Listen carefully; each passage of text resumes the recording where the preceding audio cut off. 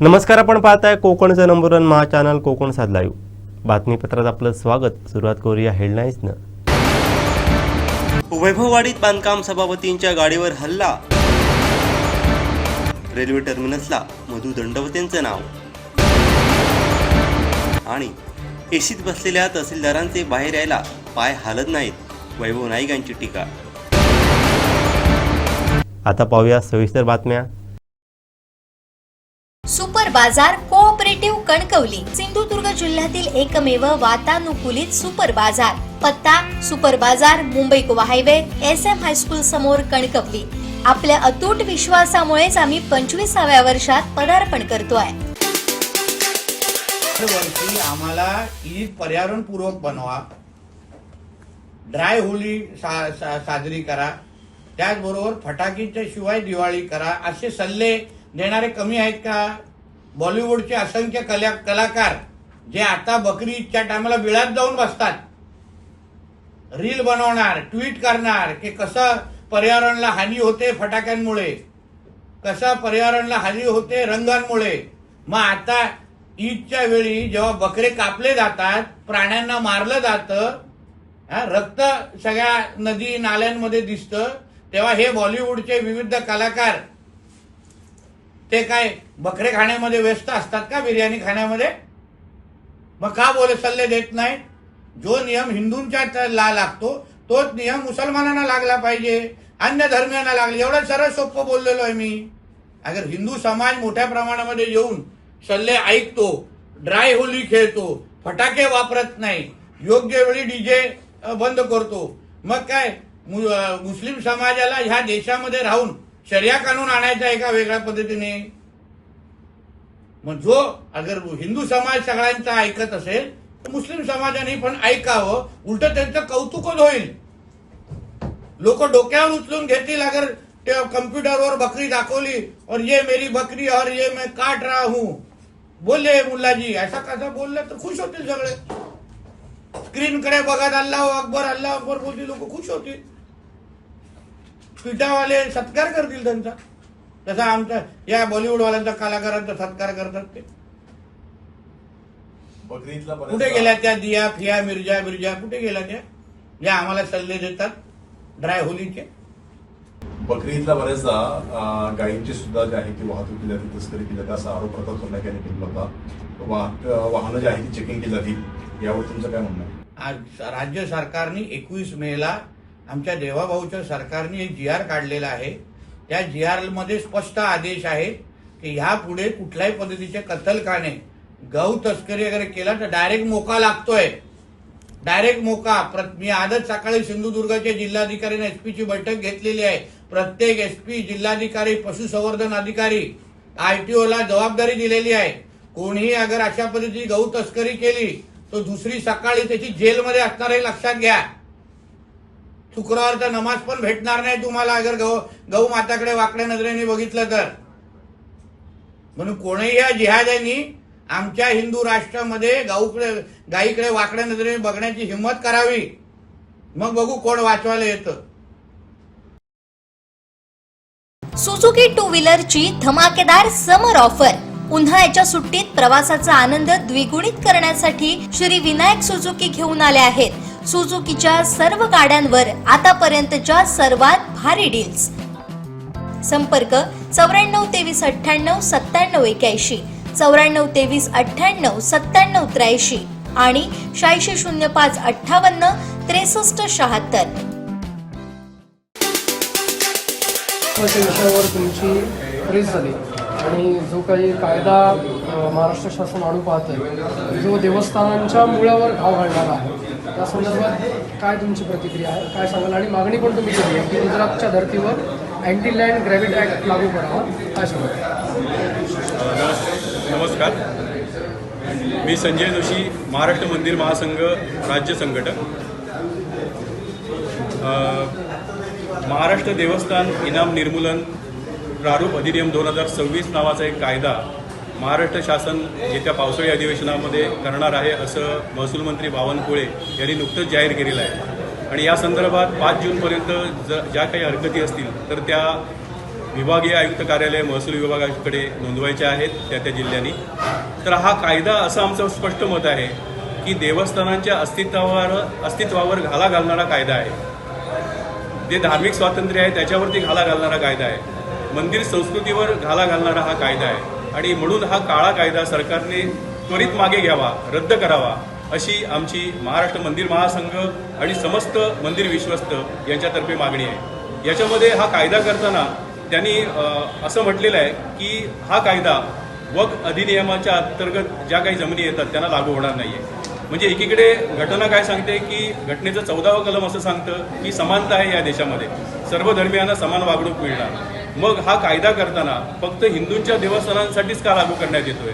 वक्फ बोर्डाच्या जमिनींना याच्यामधून वगळण्यात आलेला आहे, चर्चच्या जमिनींना याच्यामधून वगळण्यात आलेला आहे. त्याच्यामुळे हा धार्मिक भेदभाव या कायद्याच्या माध्यमातून सरकार करत आहे की काय असा एक प्रश्न याच्यामध्ये निर्माण होतोय.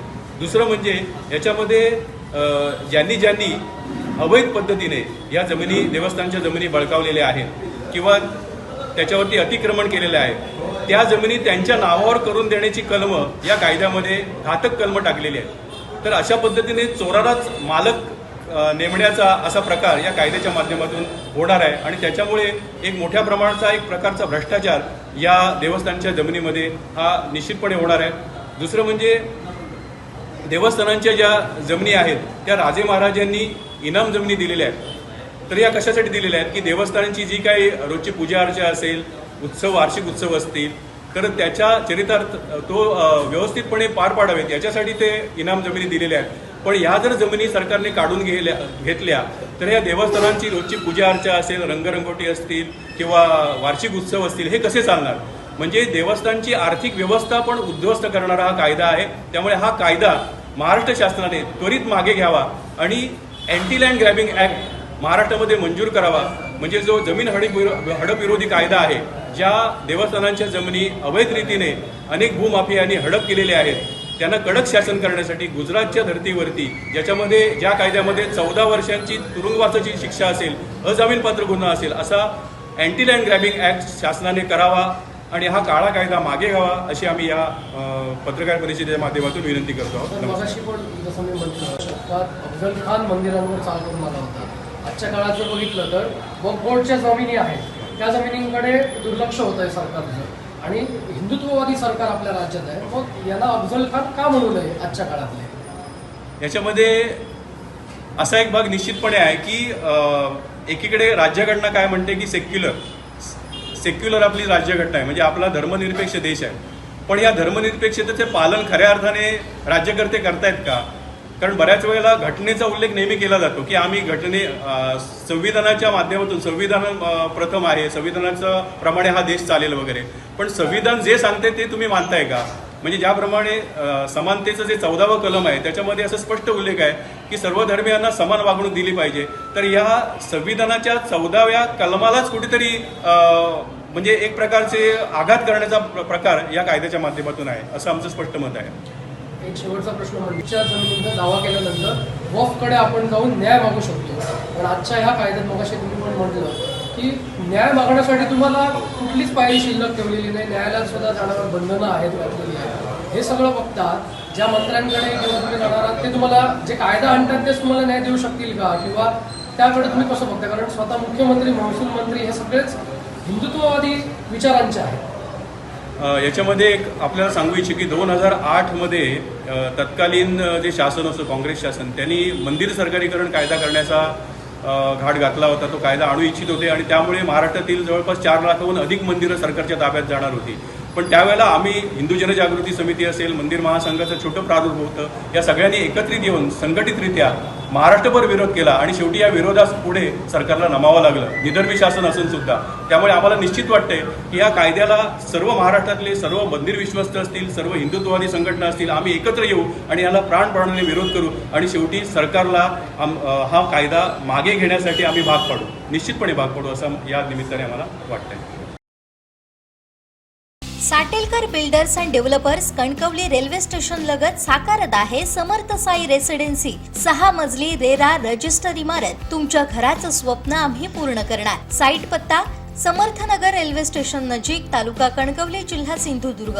मोर्जी स्थानिक युवक आणि पर्यटकांमध्ये झालेल्या वादानंतर पत्रदेवी येथे रास्ता रोको करण्यात आला. यानंतर गोव्याचे आमदार अजित आरोलकर यांनी मध्यस्थी करत दोन्ही बाजूंना बोलावून वाद मिटवला. पर्यटक आपले अतिथी आहेत, असे प्रकार यापुढे खपवून घेणार नाही असा इशारा त्यांनी दिला आहे. काल जी घटना घडली रात्री, आमच्या फॅमिलीसोबत आम्ही असताना आमच्याबरोबर जी मारहाण झाली, त्याच्यानंतर जो काही इश्यू झाला, आज आम्ही आंदोलन जे केलं ते आंदोलन बघून आज आमदार साहेबांनी आम्हाला इथे बोलवलं. त्यांनी आमची चौकशी केली, काय झालं नक्की त्यांनी पूर्ण समजून घेतलं. समजून घेतल्यावर जी मुलं त्या घटनास्थळी होती, ज्यांनी आमच्यावर मारामारी केली किंवा आमच्या लहान मुलांवर किंवा बायकांवर मारामारी केली, त्या मुलांना बोलवून घेतलं. त्यांना आमच्यासमोर समज दिली. समज देऊन त्यांनी आम्हाला पूर्ण सहकार्य करून त्या मुलांनी आमची माफी मागितली आणि प्रशासन 24 तासात किती फास्ट काम करू शकतं हे आम्हाला आमदार साहेबांनी करून दिलं. नमस्कार. तुम्ही पळयता आसतले की अख्ख्या गोंयभर आनी महाराष्ट्रभर एक व्हिडिओ व्हायरल जालो. मोर्जी बिचाचेर हँडलिंग जालां. आमचे स्थानिक आणि आमचे शेजारचे सिंधुदुर्गाचे स्थानिक फॅमिली घेऊन येयलेले ते. सो त्यांच्या भितर दोगांच्या भितर दोनूय पार्टीक घेवन बसून तेंचे जे मिसअंडरस्टँडिंग जालो कितें जाल्ले ते दोगांचे कॉम्प्रोमायज करपाक आनी दोगांयनी हे ओके म्हटलें आनी कांय इशू ना. सो ह्यो हांगासरच स्टॉप जाला. म्हणजे अख्ख्या महाराष्ट्रान गोंयभर व्हिडिओ जो व्हायरल जाता की हँडलिंग जाला म्हणून मोर्जी बिचाचेर, ते हांगाच स्टॉप जाला. कित्याक आमी पळयतात गोंया म्हणटात ते आमचें पर्यटन स्थळ आनी आमी भायले गोंयच्या भायल्यान कोणूय येयले सुद्दां जाल्यार आमी अतिथी देवो भव म्हणून तांकां वेलकम करतात. तशेंच ते आपले फॅमिलीक घेवन येयलेले. सो तांकां जे घटना घडल्या ताका लागून दिलगिरी व्यक्त करता आनी अशें फुडें घडचें न्हू म्हणून आमच्या भुरग्यांक हांवें ऑलरेडी सांगलेलें आहा, कन्विन्स केल्लें आहा. आनी ते खंय ना खंय यूथ यंग आसता तेन्ना ते खंय ना खंय मिसलीड जातात. पूण ते आमी खंय ना खंय तांकां अंडरस्टँडींग करूंक जाय, हें फुडें घडचें न्हू म्हणून आमकां म्हणजे आयज तांकांय धन्यवाद म्हणटा की तेंचे एंटायर सगळे फॅमिली मेंबर्स थंयसरले स्थानीक हयसर येयल्यात आनी आमच्या मदीं येवन अंडरस्टँडींग म्युच्युअल अंडरस्टँडींग करून हे कॉम्प्रोमायज केल्ल्या आनी हो विशय हांगासरच सोंपलेलो आहा. ह्या विशया बद्दल म्हाका ऑनरेबल चीफ मिनिस्टरानूय फोन केल्लो आसा ते हे मॅटर सॉल्व कर म्हणून. ते प्रमाणे हे प्रॉब्लेम मॅटर हांगासर सॉल्व केला आमी. धन्यवाद. आरवा एंटरप्राइजेसची ब्रँडेड विक्री आणि विक्रीतील सर्व सेवा, लॉयड आणि शार्प ब्रँडचे AC, TV, fridge, washing machine उपलब्ध. आमचा पत्ता Aarva enterprises, Naik petrol pump समोर, वागदे, कणकवली. संपर्क 9619 61 15 58 आणि 91 30 34 79 08. प्रत्येक ऋतूत हजारो पर्यटक कोकणात येतात. मग ते वर्षा पर्यटन असो, शैक्षणिक सहल असो की कौटुंबिक सहल असो. मात्र समुद्रकिनारी दिलेल्या सूचनांकडे दुर्लक्ष केल्यास पर्यटनाचा आनंद कधी जीवघेणा ठरतो याचं पुन्हा एकदा एक दुर्दैवी उदाहरण देवगड तालुक्यात समोर आलंय. पाहूयात. आतमध्ये जायचं नाही पाण्यामध्ये, पहिलं समुद्र वाढलाय त्यामुळे तुम्हाला आताच सांगतो मी, आतमध्ये जाऊ नको. 4-5 वेळा सांगून झालं तुम्हाला.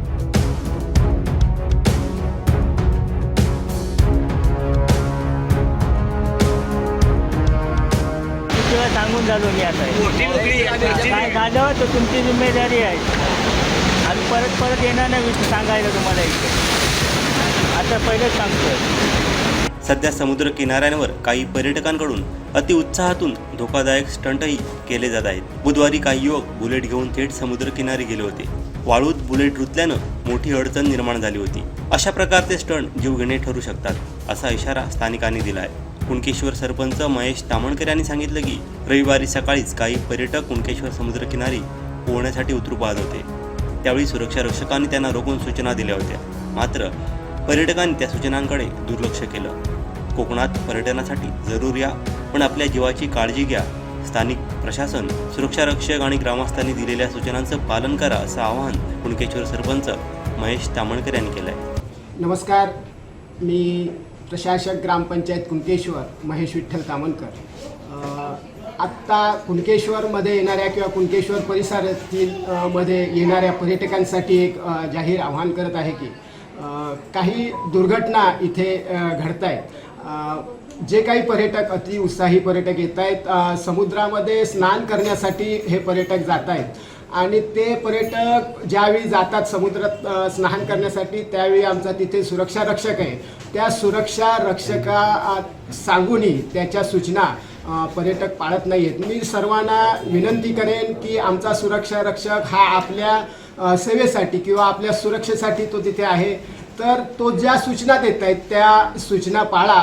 त्याच्याशी सुरक्षा रक्षकाशी वाद घालू नका अशी मी तुम्हाला विनंती करेन, ज्याच्यामुळे आपण आपल्या जीवाची आम्हाला काळजी आहे आणि आपल्या जीवाच्या सुरक्षेसाठी हा आमचा सुरक्षा रक्षक तुम्हाला आव्हान करतोय, तर त्याची ती सूचना पाळावी अशी कुणकेश्वरमध्ये येणाऱ्या किंवा कुणकेश्वरमधील सर्व आजूबाजूच्या परिसरामध्ये समुद्र स्नानासाठी जे जात आहेत. खरं तर मी असं म्हणेन की आत्ता समुद्र स्नानासाठी जाऊच नाही, कारण आत्ता समुद्राची जी पातळी आहे पाण्याची ती वाढली, लाटांचं प्रमाणही वाढलं आहे, तेव्हा खरं तर पाण्यात जाऊच नका असं मी तुम्हाला आव्हान करेन. आणि गेलात तर ते अगदी जवळ म्हणजे आज जाऊ नका किंवा ज्या ज्यावेळी आमचा सुरक्षा रक्षक ज्या सूचना देईल त्या सूचनांचं पालन करा असं पुन्हा एकदाच तुम्हाला मी सर्व पर्यटकांना आव्हान करतो. पर्यटक तुम्ही इथे आलाच पाहिजे. तुम्ही आल्यामुळे आमच्या इथल्या स्थानिकांना रोजगार उपलब्ध मिळतोय, पण तेवढीच तुमच्याही जीवाची आम्हाला काळजी आहे. म्हणून आम्ही हे तुम्हाला पुन्हा पुन्हा आव्हान करतोय की तुम्ही जो अति उत्साहीपणा दाखवताय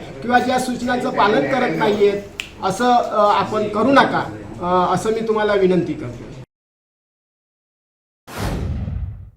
वैभववाडीतलं भुईबावडा परीक्षा केंद्र, 10वीची परीक्षा आणि एका विद्यार्थ्यासाठी रचलं गेलेलं सेटिंगचं जाळं, 7 पेपर, वेगवेगळ्या हस्ताक्षरांच्या उत्तरपत्रिका, सीसीटीव्ही फुटेज आणि पहाटेपर्यंत चाललेली गुप्त चौकशी.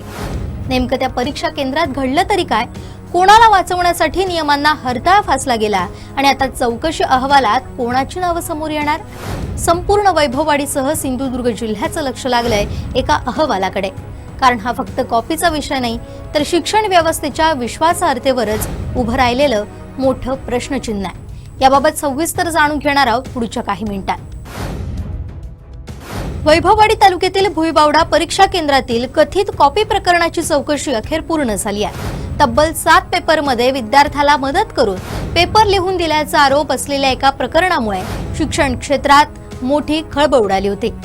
शुक्रवारी सुरू झालेली त्रिसदस्यीय समितीची चौकशी शनिवारी पहाटेपर्यंत सुरू होती. 10वीच्या परीक्षेत कॉपी मुक्तचे दावे केले जात असतानाच वैभववाडी तालुक्यातील भुईबावडा परीक्षा केंद्रात धक्कादायक प्रकार उघडकीस आलाय. एका शिक्षकाच्या मुलाला चांगल्या कॉलेजमध्ये प्रवेश मिळावा यासाठी परीक्षा केंद्रावरच सेटिंग लावल्याचा प्रकार घडलाय. सहकारी शिक्षकांच्या मदतीनं संबंधित विद्यार्थ्याचे तब्बल 7 पेपर लिहून दिले गेले. हा प्रकार रत्नागिरीतील कर्तव्यदक्ष शिक्षकामुळे उघडकीस आला. त्यांच्याकडे तपासणीसाठी गेलेल्या उत्तरपत्रिकेत मुख्य उत्तरपत्रिका आणि पुरवणी या दोघात हस्ताक्षरात असलेल्या तफावतीमुळे हा प्रकार लक्षात आला. याबाबत त्यांनी बोर्डाकडे अधिकृत तक्रार केली. त्यानंतर एप्रिल महिन्यात प्राथमिक चौकशी झाली. मात्र काही काळ हे प्रकरण थंडवल्याचं चित्र होतं. दरम्यान प्रसार माध्यमांमध्ये बातम्या आल्यानंतर प्रशासन आणि लोकप्रतिनिधीही खडबडून जागे झाले. त्यांनी उठाव केल्यानंतर शुक्रवारी 22 मे रोजी त्रिसदस्यीय चौकशी समिती थेट भुईबावडा परीक्षा केंद्रात दाखल झाली. ज्या ठिकाणी परीक्षा झाली त्याच ठिकाणी साऱ्या गोष्टींची पडताळणी करण्यात आली. तसेच पर्यवेक्षक, केंद्राध्यक्ष आणि संबंधित शिक्षकांची सखोल चौकशी करण्यात आली. यावेळी परीक्षा केंद्रातील सीसीटीव्ही फुटेजचीही तपासणी करण्यात आली. सकाळी 10 वाजता सुरू झालेली चौकशी थेट शनिवारी पहाटेपर्यंत सुरू होती. यानंतर साऱ्यांची चौकशी करून हे पथक माघारी परतलं. आता चौकशी पूर्ण झाली असल्याचं समजतं. त्यामुळे संपूर्ण तालुक्याचं लक्ष लागलंय ते या चौकशी अहवालाकडे. या अहवालात नेमका कोणावर ठपका ठेवला जाणार, कोणाला दोषी ठरवलं जाणार आणि दोषींवर काय कारवाई होणार याची उत्सुकता सर्वांनाच लागून राहिली आहे. कारण एका व्यक्तीच्या स्वार्थासाठी वैभववाडी तालुक्यासह संपूर्ण सिंधुदुर्ग जिल्ह्याची प्रतिमा मलिन झाली आहे. आता प्रशासन या प्रकरणात किती कठोर भूमिका घेतं हे पाहणं महत्त्वाचं ठरणार आहे. Satelkar builders and developers Kankavli railway station लगत साकारत आहे समर्थ साई रेसिडेन्सी. 6 मजली रेरा रजिस्टर इमारत. तुमच्या घराचं स्वप्न आम्ही पूर्ण करणार. साईट पत्ता समर्थनगर रेल्वे स्टेशन नजीक, तालुका कणकवली, जिल्हा सिंधुदुर्ग.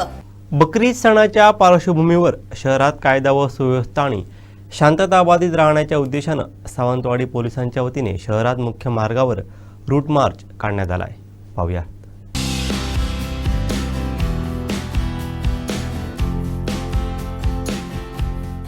बकरी ईद सणाच्या पार्श्वभूमीवर शहरात कायदा व सुव्यवस्था आणि शांतता बाधित राहण्याच्या उद्देशानं सावंतवाडी पोलिसांच्या वतीने शहरात मुख्य मार्गांवर रूट मार्च काढण्यात आला. नागरिकांमध्ये सुरक्षिततेची भावना निर्माण व्हावी आणि सण उत्सव शांततेत पार पडावेत यासाठी पोलीस प्रशासनानं हे पाऊल उचललं आहे. संध्याकाळी हा रूट मार्च काढण्यात आला. शहरातील मध्यवर्ती ठिकाणी असलेल्या गार्डन येथून या संचलनाला सुरुवात झाली. या रूट मार्चमध्ये सावंतवाडीचे पोलीस निरीक्षक अमोल चव्हाण, 2 पोलीस उपनिरीक्षक आणि 47 पोलीस अंमलदार असे एकूण 50हून अधिक पोलीस अधिकारी कर्मचारी सहभागी झाले होते. सुझुकी टू व्हीलरची धमाकेदार समर ऑफर. उन्हाळ्याच्या सुट्टीत प्रवासाचा आनंद द्विगुणित करण्यासाठी श्री विनायक सुझुकी घेऊन आले आहेत. सुझुकीच्या सर्व गाड्यांवर आतापर्यंतच्या सर्वात भारी डील्स. संपर्क 94 23 98 97 81, 94 23 98 97 83 आणि 86 05 58 63 76. सध्या किल्ले विजयदुर्ग येथे पर्यटकांची वर्दळ वाढलेली पाहायला मिळते. पर्यटनामुळे हॉटेल व्यवसाय तेजीत असून वर्दळीतही वाढ झाल्याचं चित्र आहे. पाहूयात.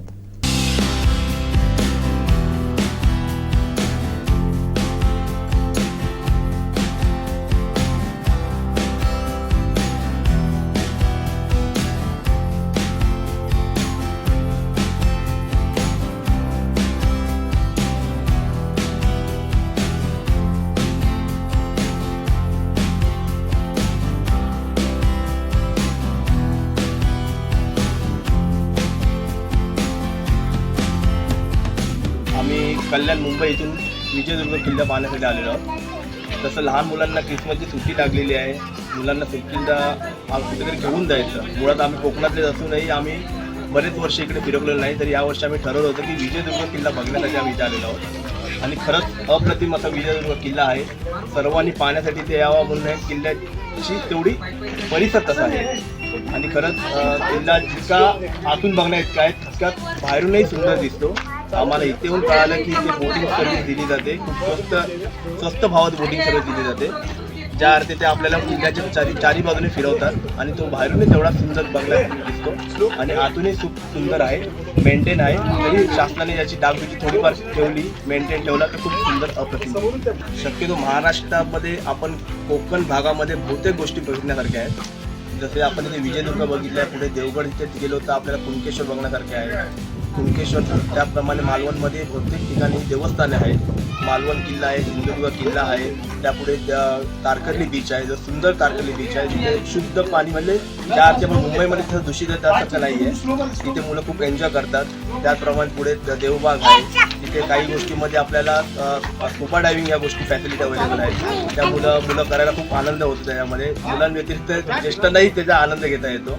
त्यामुळे मला असं वाटतं की आपण कोकणातल्या सौंदर्य हे एक्सप्लोर केलं पाहिजे. मी तर न्यूज चॅनल आपल्या मार्फत मी सांगू इच्छितो की हे तुम्ही एक्सप्लोर करा की कोकणामध्ये बहुतेक लोकांनी येण्यास. आत्ताच गोव्यामध्ये कसं होतं की पर्यटन स्थळ म्हणून गोव्याला सर्वजण बहुतेक जण गोव्याला जाण्याचे इच्छुक असतात. पण मला असं वाटतं गोवा व्यतिरिक्त की जस्ट 30 ते 40 किलोमीटरवर आपलं कोकण सुरू होतं आहे. आणि कोकणामध्ये अशा काही सुंदर सुंदर ठिकाणं आहेत की जिथे आपण व्हिजिट केलीच पाहिजे. ज्या अर्थी गोव्याला कसं झालं की पोर्तुगालीन किंवा इंग्रजांच्या काळापासून काही त्यांची वास्तू आहेत. त्यामुळे फॉरेनर तिथे जास्त व्हिजिट करतात. पण दुसरी गोष्ट अशी आहे की आपल्या कोकणामध्ये ही पुरातन काळापासून काही अशी अचानक ठिकाणं आहेत, बहुत सुंदर ठिकाणं की जिथं आपण व्हिजिट केली पाहिजे. जसे बीचेस आहेत, किल्ले आहेत. महाराजांनी बांधलेले सिंधुदुर्ग किल्ला, विजयदुर्ग किल्ला अशी सुंदर सुंदर किल्ले इथे आहेत.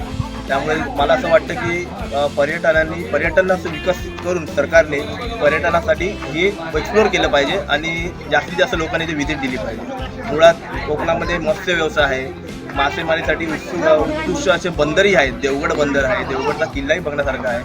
तर मला वाटतं इथे यावं. चांगलं वाटतं. ठीक आहे.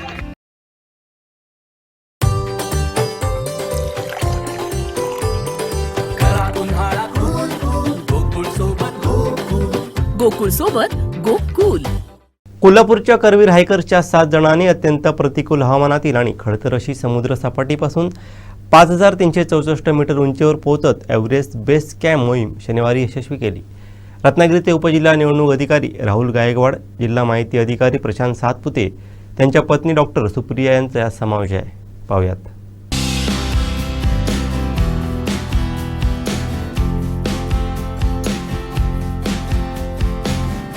वयाच्या 21व्या वर्षी एव्हरेस्ट सर करणाऱ्या आणि जगातील मृत्यूचा पर्वत अशी ओळख असणाऱ्या अन्नपूर्णा पर्वत सर करणाऱ्या जगातील सर्वात तरुण ठरलेल्या करवीर हायकर्सच्या कस्तुरी सावेकर यांच्या मार्गदर्शनाने नेतृत्वाखाली ही मोहीम पार पडली.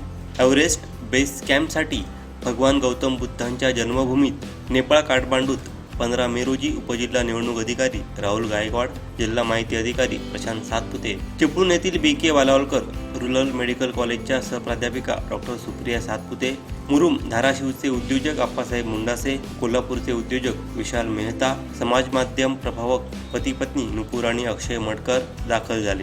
काठमांडू ते जगातील सर्वात धोकादायक ओळख असणाऱ्या लुकला विमानतळातून छोट्या विमान प्रवासानंतर प्रत्यक्षात EBCकडे वाटचालीला सुरुवात झाली. शनिवार दिनांक 23 मे रोजी राष्ट्रीय ध्वज फडकावून आणि संविधानाची उद्देशिका प्रदर्शित करून या यशस्वी मोहिमेची सांगता झाली.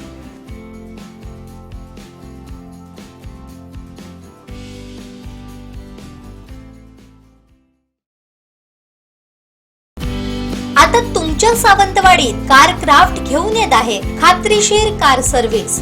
मारुती सुझुकी कार सर्व्हिसिंगचा मुंबई आणि ठाणे येथील 20 वर्षांचा प्रदीर्घ अनुभव आता आपल्या सेवेसाठी सज्ज.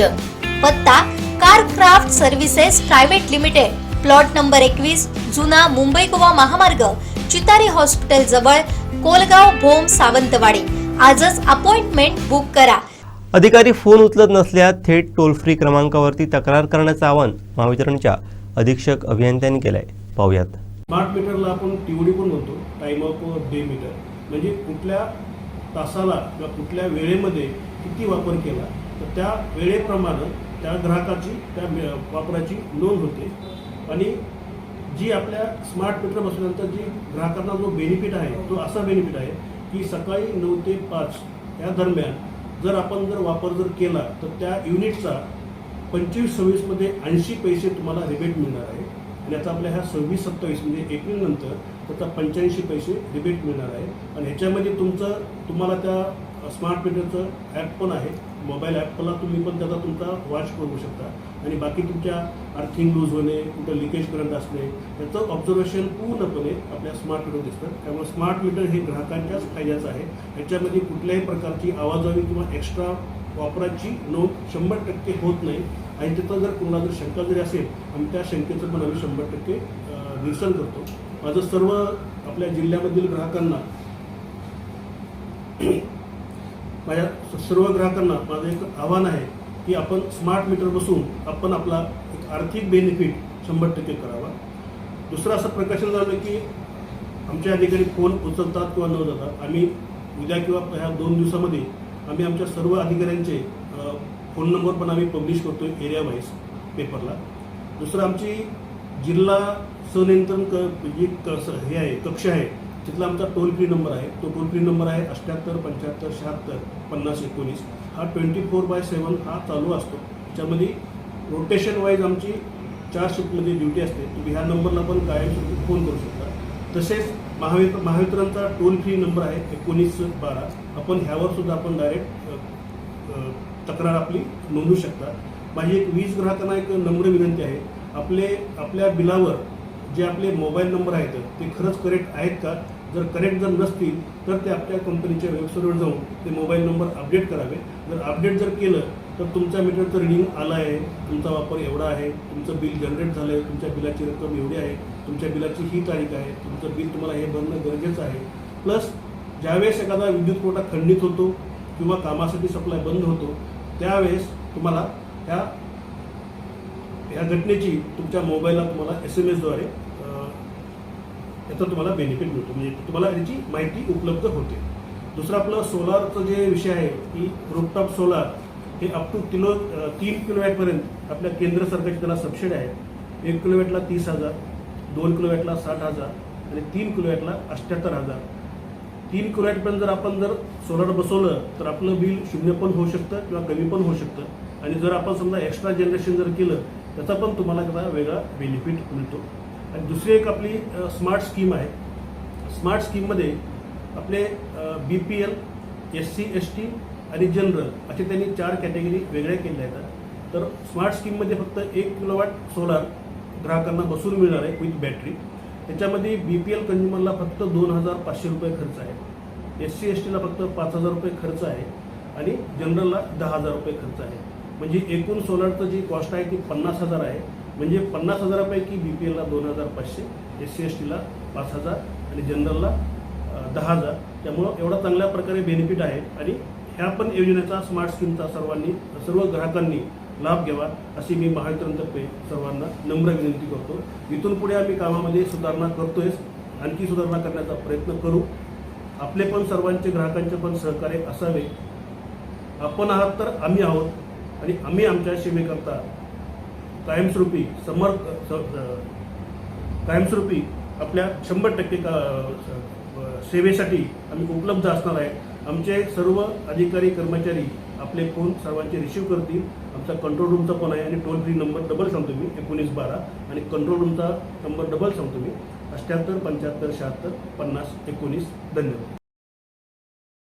बाबा खूप बोर होतंय, काहीतरी नवीन फ्रेश ऑर्डर करा ना. माझ्याकडे एक सरप्राईज आहे. स्वाद गोकुळचा, आस्वाद परंपरेचा, गोडवा नात्याचा, गारवा आनंदाचा, गोकुळ आईस्क्रीम सोबती प्रत्येक क्षणाचा. गोकुळ आईस्क्रीम. कणकवली तहसील कार्यालयात गुजरात इन्फोटेक लिमिटेड कंपनीमार्फत सेतू सुविधा केंद्र चालवलं जात आहे. कंपनीनं नागरिकांची प्रतिज्ञापत्रे करण्यासाठी एकच टेबल सुरू ठेवलं असल्यानं आज त्या ठिकाणी नागरिकांची मोठी रांग लागली होती. त्यावेळी कुडाळ मालवणचे माजी आमदार वैभव नाईगे कणकवली तहसील कार्यालयात गेले असता त्या ठिकाणी रांगेत नागरिकांची होणारी गैरसोय पाहून वैभव नाईक चांगले संतप्त झालेत. पाहूयात.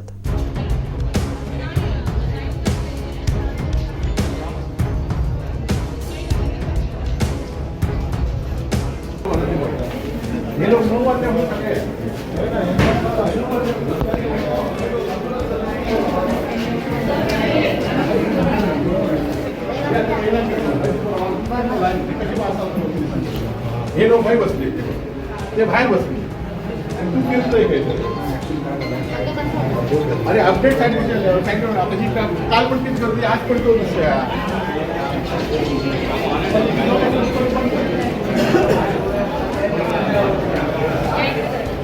दोन वाजता बंद होतं ना हे लोक म्हणाले 2 वाजता बंद करतो.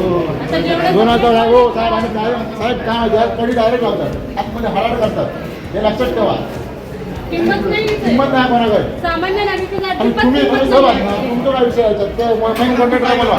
मानंड आहे का बघूया काय जबाब नाही.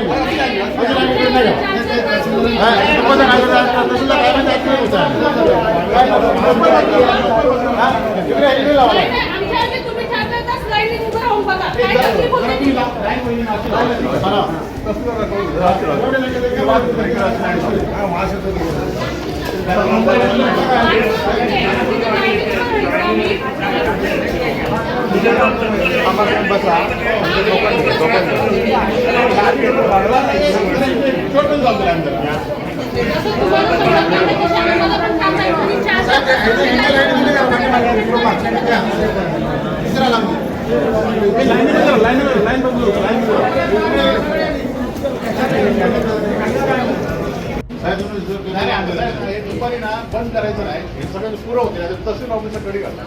तुम्ही इथे थांबून सगळे लोकांचे पुरं करा आणि त्यांना बसायला सुद्धा नाही. तिथे 2 खुर्च्या ठेवा, काहीतरी ठेवा. त्याच्या बाहेर सुरू त्यांचे अंतर ठेवतो. तुम्ही ते प्रोग्राम कसे राबवताय की सेतू 15 दिवसात राजस्व अभियान, ते लोकांना दाखले मिळणार, हे आहेत ते मिळत नाही. त्यांनी सांगतही नाही, मार्गदर्शन पण नाही. हे मार्गदर्शन करणार तिथे एसीमध्ये बसतो. आम्ही इथे लाईनीत होतो. आम्हाला नंतर कळतं लाईन तिकडे गेल्यानंतर की आम्हाला ह्या इथे जायचं, इथे तिथे जायचं. आम्हाला लाईनीमध्ये गेल्यानंतर समजणार नाही. ती पण लाईन आम्ही तेवढा वेळ बोलतही नाही. 1 तास आम्ही विचारल्याशिवाय बोलतही नाही. इतकं कसलं आहे हे सांगायला पाहिजे ना काहीतरी हे लावलं पाहिजे ना.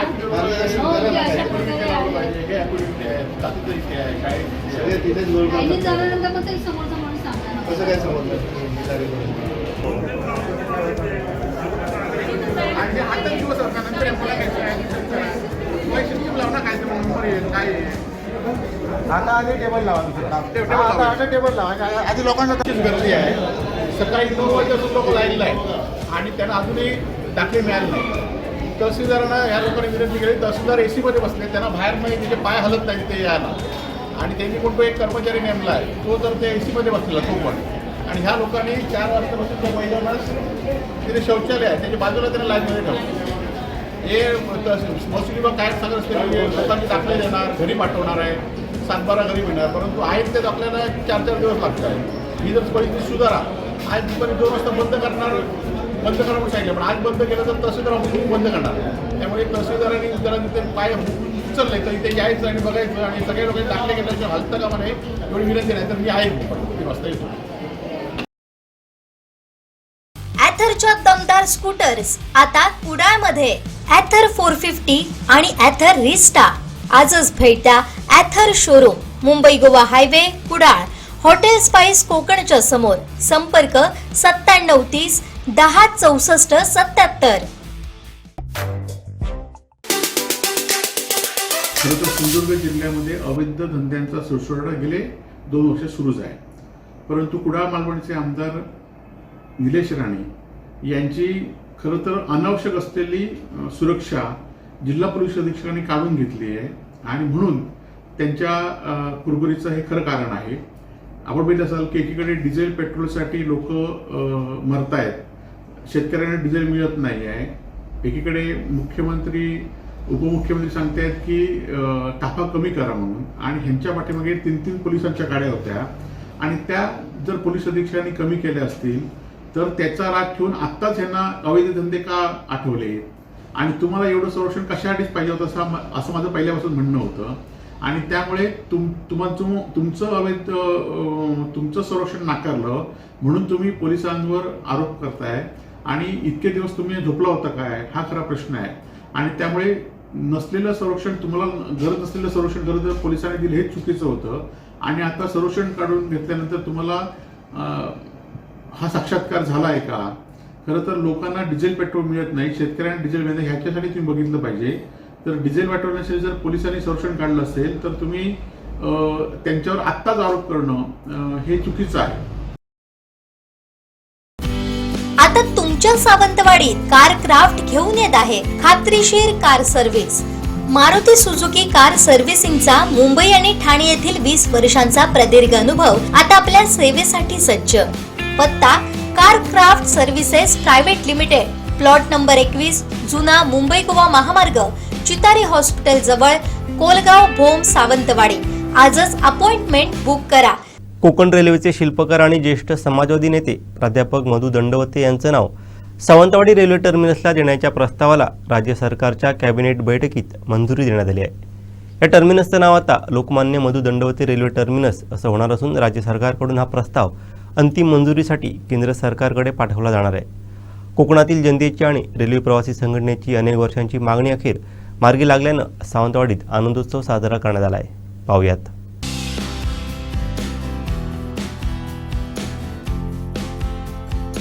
या ऐतिहासिक निर्णयाचं वृत्त समजताच सावंतवाडी कोकण रेल्वे प्रवासी संघटनेच्या वतीने शहरात व रेल्वे स्थानकावर पेढे वाटून तर गांधी चौक येथे फटाक्यांची आतिषबाजी करून जोरदार स्वागत करण्यात आलं.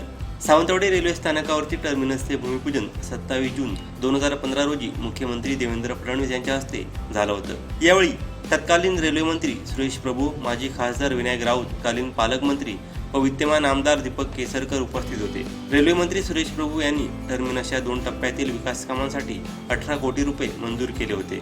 मात्र पहिल्या टप्प्याचं काम झाल्यानंतर गेल्या 10 वर्षात दुसऱ्या टप्प्याचं काम रखडलं होतं. सावंतवाडी रेल्वे टर्मिनसच्या मागणीसाठी सुरुवातीला माजी आमदार जयानंद मटकर आणि दीपक केसरकर यांनी आंदोलनात्मक भूमिका घेतली. सुरेश प्रभू रेल्वे मंत्री झाले आणि टर्मिनस कामाला वेग आला. मात्र त्यानंतर रखडलेल्या कामांना गती देण्यासाठी आणि विविध मागण्यांसाठी ॲडव्होकेट संदीप निंबाळकर यांच्या अध्यक्षतेखाली सावंतवाडी कोकण रेल्वे प्रवासी संघटना स्थापन करण्यात आली. यामध्ये माजी नगराध्यक्ष बबन साळगावकर तसंच सचिव मीर मटकर व इतर पदाधिकाऱ्यांनी पुढाकार घेतला.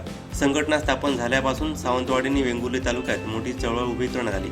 पंतप्रधान, मुख्यमंत्री, रेल्वे मंत्री आणि परिवहन मंत्र्यांपर्यंत सातत्याने ईमेल, निवेदने आणि आंदोलनाद्वारे पाठपुरावा करण्यात आला. सावंतवाडी टर्मिनसला प्राध्यापक मधु दंडवते यांचं नाव देणं, रेल्वे गाड्यांना थांबा मिळणं आणि स्थानकावर पाणी भरण्याची सुविधा उपलब्ध करून देणं अशा विविध मागण्यांसाठी संघटनेनं सातत्यपूर्ण लढा दिला. दरम्यान कासव गतीने रेल्वे स्थानकावरती काम सुरू आहे. कॅबिनेटच्या निर्णयाचं स्वागत करण्यासाठी रेल्वे प्रवासी संघटनेचे सचिव मीर मटकर, प्रशांत जयानंद मटकर, अभिमन्यू लोंढे, रेल्वे स्थानक रिक्षा संघटना पदाधिकारी व अन्य पदाधिकाऱ्यांनी सावंतवाडी रेल्वे टर्मिनसवर जाऊन प्रवाशांना आणि कर्मचाऱ्यांना पेढे वाटले. कोकणवासियांना आज खऱ्या अर्थाने न्याय मिळालेला आहे. आज कोकणाला हक्काचं टर्मिनस मिळालेलं आहे. त्यात दंडवते साहेबांच्या ह्या टर्मिनसला नाव देऊन महाराष्ट्र शासनाने एकंदरीत कोकणवासियांना गौरवित केलं आहे. एक सुंदर अशी आदरांजली आज दंडवते साहेबांना मिळालेली आहे. आणि त्यात सांगायचं झालं तर खूप वर्षानंतर ह्या लोक भावनेला आज महाराष्ट्र शासनाने गौरवित केलं आहे. त्यात मी सगळ्यांचे आभार मानतो. महाराष्ट्र शासनाचे जाहीर आभार मानतो. पालकमंत्री खासदार साहेबांचे आभार मानतो. आमच्या आमदार साहेबांचे आभार मानतो. आणि कोकणातल्या ह्या गोष्टीसाठी ज्या ज्या संघटनांनी ज्या ज्या लोकांनी प्रयत्न केला त्या सगळ्यांचे आभार मानतो. खूप समाधानी आहोत आज आम्ही. महाराष्ट्र शासनाचे आभार. ह्या निर्णयाबद्दल आनंद होतो आहे. मंत्रिमंडळाचे आणि आपल्या जिल्ह्याचे पालकमंत्री नितेश राणे यांचे, त्याशिवाय दीपक केसरकर यांचे अभिनंदन करतो. मधु दंडवते यांनी कोकण रेल्वेचे काम ज्या वेगाने केले त्याचे खरे तर कौतुक आजही होते आहे. मधु दंडवतेंच्या साधेपणाला आजही लोक भावत आहेत. आजही उदाहरणं देत आहेत. त्यामुळे खरं तर एव्हाना त्यांच्या नावाचा उल्लेख सावंतवाडी टर्मिनलवर व्हायला पाहिजे होता. दुसरा का होईना ते झालं. सावंतवाडी रेल्वे टर्मिनलसाठी सावंतवाडी प्रवासी संघटनेने जे अतोनात सतत, म्हणजे आम्ही दोन नाहीत सगळे आहेत आमच्याकडे. काही आम्ही एकच नाही, प्राईम मिनिस्टरपासून राज्याचे परिवहन मंत्री असतील, मुख्यमंत्री असतील, माजी मुख्यमंत्री असतील, यांना ईमेल पाठवून त्यांना कायमच रेल्वेचे प्रश्न आणि टर्मिनसबाबत जागृत करण्याचा प्रयत्न केलेला होता. त्याचं हे फळ कुठेतरी सक्सेस झालं. आणि त्याच्यासाठी पालकमंत्र्यांनी घेतलेली मेहनत ही यशदायी ठरली असे मी मानतो. ॲथरच्या दमदार स्कूटर्स आता कुडाळमध्ये. ॲथर 450 आणि ॲथर रिस्टा. आजच भेट द्या Ather showroom, Mumbai Goa highway, Kudal. Hotel spice कोकणच्या समोर. संपर्क 9730 10 64 77. विधिमंडळाकडून वन विभाग व महसूल विभागांना पत्र देऊन देखील तलाठी, तहसीलदार, प्रांत हे कासारडे, वाघेरी, पियाळी अवैध सिलिका मायनिंगकडे डोळेझाक करत असल्याचा आरोप माजी आमदार परशुराम उपरकर यांनी केला आहे. पाहूयात.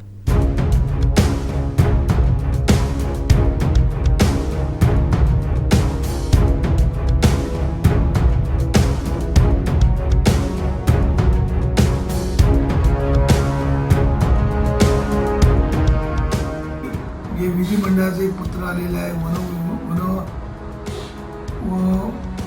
महसूल व वन विभागाचं पत्र जे आलेलं आहे त्या पत्रानुसार सर्व तहसीलदारांना मी RTI टाकलेली आहे. त्या पत्रानुसार गुगल इमेज किंवा त्यांच्या सॅटेलाईट इमेज किंवा ETS पद्धतीने मोजमाप करून त्या असलेल्या दंडात्मक कारवाई करावी अशा प्रकारचं पत्र विधिमंडळाने पाठवलेलं आहे. ते विधिमंडळाचं पत्र येऊन आज त्या RTIमध्ये तहसीलदाराने काही उत्तर दिली. त्यामध्ये कासारड्याचा कोणताही उल्लेख केलेला नाही. वाघेरीचं उत्तर दिलेलं आहे. कासारड्यामध्ये पूर्णतः ते छोटे मोठे जे मायनिंगवाले काढून मोठ्या प्रमाणात उत्खनन करून त्या ठिकाणी जे पाणी जे आहे ते वाळात किंवा असलेल्या पिण्याच्या पाण्याच्या नदीमध्ये सोडत आहेत. आणि त्या ठिकाणी तहसीलदार प्रांत डोळे झाकून गप्प बसलेले आहेत. कोणत्याही प्रकारचं त्या ठिकाणी कारवाई करत नाही आहेत. आज पियाळीमध्ये तशा प्रकारचं कारवाई चालू आहे. पियाळीच्या लोकांनी आता मोनावाळमध्ये जे पाणी सोडलं जातं म्हणून ते आवाज उठवलेला आहे. अशाच प्रकारचा ज्या कासारड्यामध्ये मोठ्या प्रमाणात कारवाई होऊ नये त्या ठिकाणी मोठ्या प्रमाणात उत्खनन करू नये महसूल यंत्रणा पूर्णतः डोळेझाक करत असल्यामुळे येत्या अधिवेशनात सभापती आणि असलेल्या अध्यक्षांना त्या असलेल्या त्यांच्या पत्रानुसार कोणतीही कारवाई या ठिकाणी केली जात नाही याची बातम्यांच्या कात्रणासह सर्व त्या अधिवेशनात पाठवून शिवसेना पक्षाकडून त्या ठिकाणी प्रश्न उपस्थित केले जाणार आहे. आता तुमच्या सावंतवाडीत कार क्राफ्ट घेऊन येत आहे खात्रीशीर car service. Maruti Suzuki car सर्व्हिसिंगचा मुंबई आणि ठाणे येथील 20 वर्षांचा प्रदीर्घ अनुभव आता आपल्या सेवेसाठी सज्ज. पत्ता car craft services private limited, plot number 21, जुना मुंबई गोवा महामार्ग, चितारी हॉस्पिटल जवळ, कोलगाव, भोम, सावंतवाडी. आजच अपॉइंटमेंट बुक करा. वाफे वैभववाडी नगरपंचायतीचे बांधकाम सभापती रणजित तावडे यांच्या गाडीवर अज्ञातानं हल्ला केलाय. गाडीवर दगडफेक करून मागील बाजूची काच फोडली आहे. हा प्रकार सोमवारी मध्यरात्री 1 नंतर घडलाय. या प्रकारामुळे शहरात खळबळ उडाली आहे. वैभववाडीत पुन्हा एकदा धक्कादायक प्रकार घडलाय. नगरपंचायतीच्या बांधकाम सभापतींची गाडी फोडण्यात आली आहे. हा प्रकार आज सकाळी उघडकीस आलाय. नगरपंचायतीचे सभापती तावडे यांच्या प्रभागात सध्या रस्ता काँक्रिटीकरणाचं काम सुरू आहे. त्यामुळे येथील रस्ता वाहतुकीसाठी बंद ठेवण्यात आला होता. त्यामुळे तावडे यांनी आपल्या घरापासून काही अंतरावर आपली कार पार्क केली होती. रात्री 12:30 वाजता त्यांचे बंधू तेथून आले असता गाडी सुस्थितीत होती. मात्र त्यानंतर अज्ञातानं त्यांच्या गाडीच्या मागील काचेवर दगड मारून काच फोडली. हा प्रकार आज सकाळी नगरपंचायतीच्या पाणी कर्मचाऱ्यांच्या निदर्शनास आला.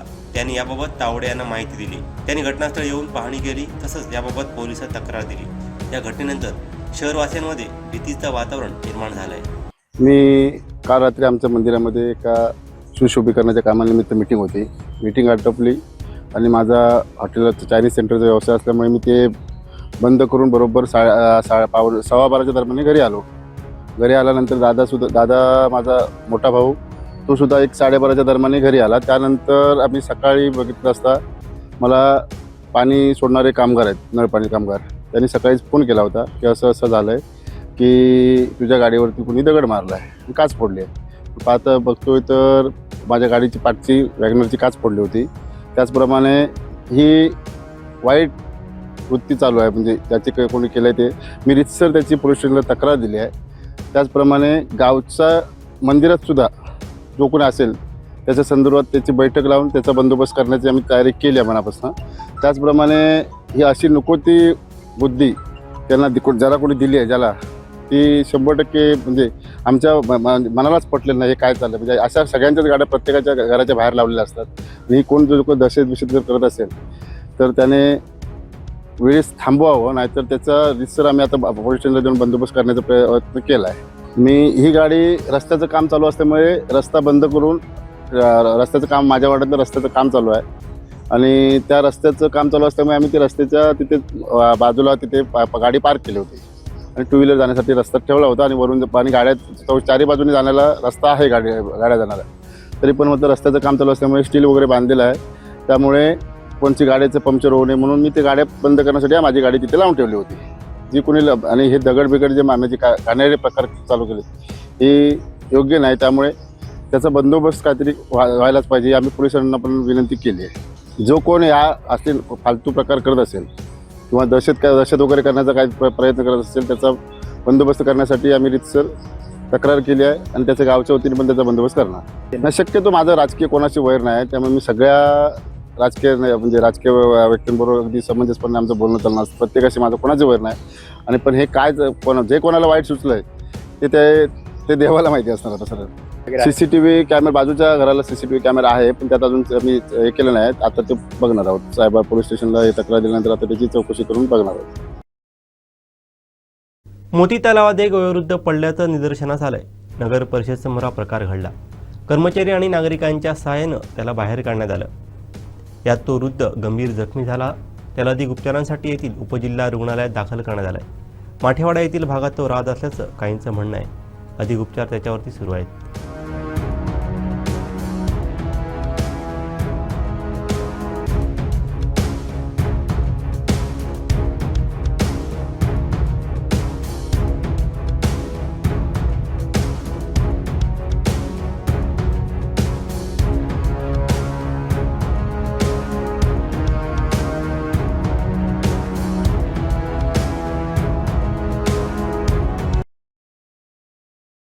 शेवटी ठळक घडामोडी पुन्हा एकदा.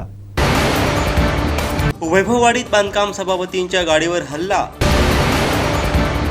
रेल्वे टर्मिनसला मधु दंडवतेंचं नाव. आणि एसीत बसलेल्या तहसीलदारांचे बाहेर यायला पाय हालत नाहीत. वैभव नाईक यांची टीका. बातमीपत्रात वेळ झाली ते थांबण्याची. पाहत राहा बदलत्या कोकणचा बुलंद आवाज. कोकणचा नंबर 1 महाचॅनल कोकण साध लाईव्ह. धन्यवाद.